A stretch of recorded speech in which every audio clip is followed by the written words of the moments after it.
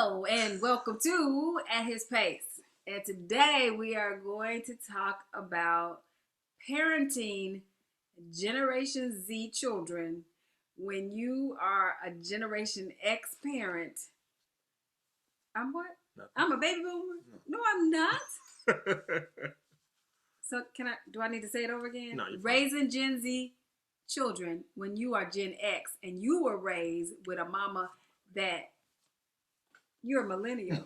Why don't you introduce the topic then, player? No, you got it. Raising Gen Z children when you are Gen X and you have values from baby boomers.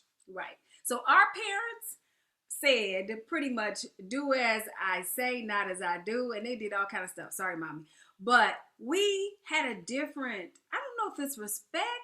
We had a different reverence, fear. What was it? Well, somebody said it today. What? The pastor from Fellowship, he said when his grandmother said something, wasn't no questions of why. Is you just do what I told you to do. Yes. Don't ask why. If you ask why, you're going to be dealt with. That's it. And we have a generation of kids that needs to know the A, B, C, and D of things. And you know what? Some of that is good. Yeah, and he said that.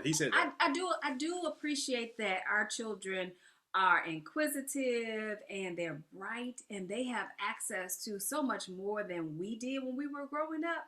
But it is challenging to be challenged. I saw a phrase one time that said, you're excited about the strong woman that you are raising, but it is challenging because while you're raising that strong woman, you are having to deal with all the repercussions of what strong means. And that is so true. I see so much of my daughter in me, and I see so many good qualities in her. I see a lot of Mark too. Like that right there. I see that. But what I'm saying is it is challenging because there are many times when you just want to fall back on do what I said. Don't ask me no questions. Just do what I said. And I think that there's still room for that. I think the challenge, the reason why we want to talk about it is because the balance of raising an inquisitive child, a child that you want to explain things to, but you want to be firm with as well. That's where we're stuck on this seesaw of how much leash do we give her and when do we pull it in? And not only that, I think too, I think, correct me if I'm wrong, but I think all parents want all parents want their children to take what they have and to run with it. And I know we want them to avoid the mistakes that we made, but that's not life. They're going to make the mistakes.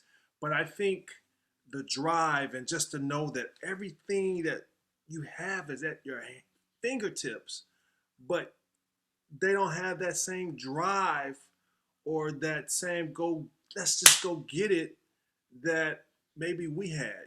I think opportunities are there, but they just don't seem to want to grasp it. Everything is about being an influencer on social media, or the culture just requires a different thing of them than maybe what we grew up and what was required of us. Well, I think you hit the nail on the head by saying that we didn't have all of these role models necessarily, and we were told go to school, get an education, and get a job. And that's what many of our parents did. They were faithful and diligent in their jobs. They worked them for 20, 30, 40, 50 years, and then they reaped the benefits of a 401k and retirement and things like that. Pension and all of those things. We don't necessarily have jobs that lend to that these days in the same ways that they lent to our parents. And so when we would aspire to do things outside the box, our box wasn't that big. Our kids, they have these huge boxes that they know that they don't have to go to school now, right? To be a TikTok sensation and have 1 million followers and make money just from sitting at home doing videos like this, right? So we didn't have that luxury. You can make money doing this?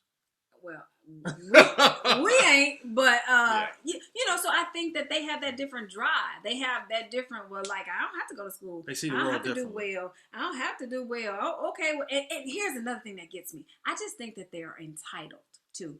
And I'm not I'm blaming myself for that because I think we want our children to have more than we had. We don't want them to struggle in the same way, but taking away that struggle causes problems too because I think they're just entitled, right? I was afraid to not make good grades. I was afraid to not do what my parents said.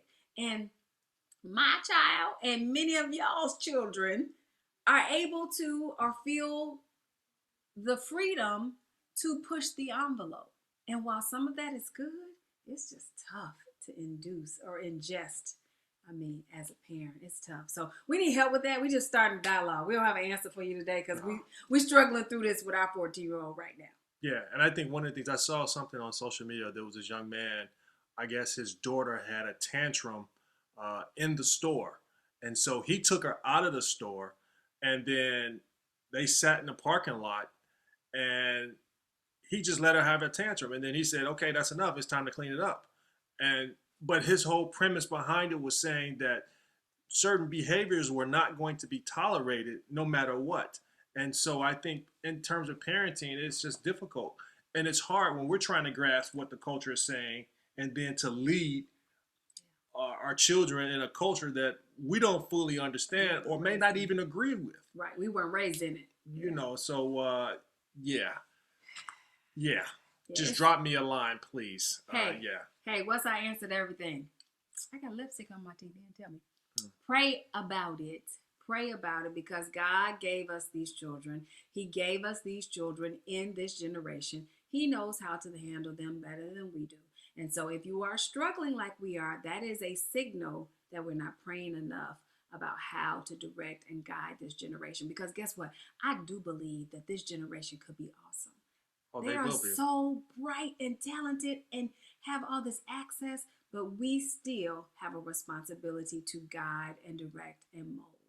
And know that we might not see. We might not see all of our guidance right now. We might not see it. And that's usually how it works. You know, you get old enough and then the light goes on and you realize that everything that your parents told you was true, despite the fact that you went the opposite way. You know, so I was about to say, I love that scripture that says, train up a child in a way that they should go, and when they grow old, they will not depart from it. It doesn't mean that they won't take a big circle, but that they will come back to what you've trained them in. And so we just want to encourage you all, keep up the good fight of faith and parenting. We will make it through. Pray over these babies. There's so many things happening to them, let alone dealing with what they're dealing with in school and racism and what they see on TV and politics and this virus and all of that. Pray over your babies. We will be all right. We will make it together, but we got to keep the faith and keep fighting in the same direction. Don't let your kids break y'all up either. Same team, same team, same team. We can do it together better than we can apart. What was it? Be well and be blessed.